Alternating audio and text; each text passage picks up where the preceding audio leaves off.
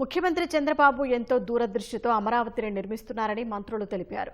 River bed కి river basin కు తేడాను జగన్ తెలుసుకోవాలని నారాయణ ఎద్దేవా చేశారు.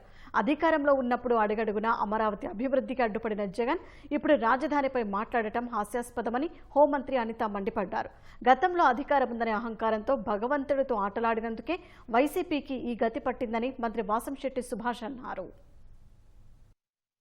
అమరావతి క్యాపిటల్ సిటీలో కట్టేది హైదరాబాద్తో పోలుస్తున్నారు. హైదరాబాద్లో ఉండేది సీఎం, మినిస్టర్లు, సెక్రటరియట్స్.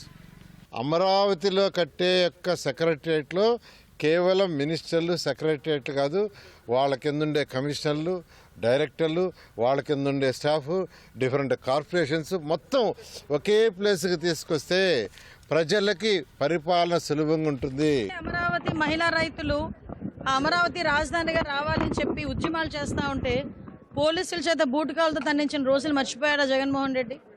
ఇదే అమరావతి రైతులు అమరావతి టు తిరుపతి అని చెప్పి ఒక పాదయాత్ర పెట్టుకుంటే వాళ్ళు వేసుకున్న టెంట్లను కూడా పక్కన పెట్టేస్తే నడి రోడ్డు మీద అన్నం పెట్టుకుని భోజనం చేసిన సందర్భాలు మర్చిపోయారా?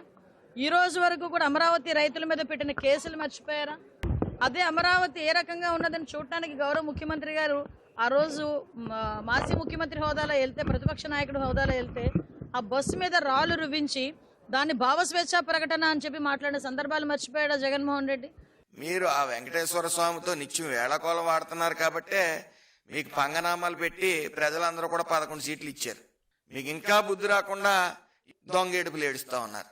మీ చిల్లర రాజకీయాలకి దేవుడిని అడ్డు పెట్టుకోవడం అనేది అత్యంత సిగ్గుపడవలసిన పరిస్థితి.